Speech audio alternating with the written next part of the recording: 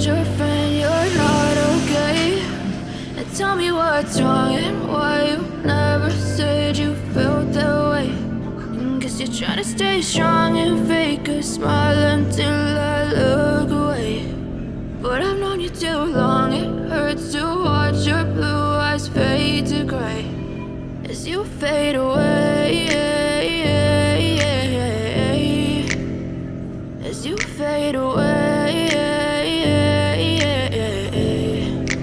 You told your friend you're not okay, and tell me what's wrong and why you never said you felt that way.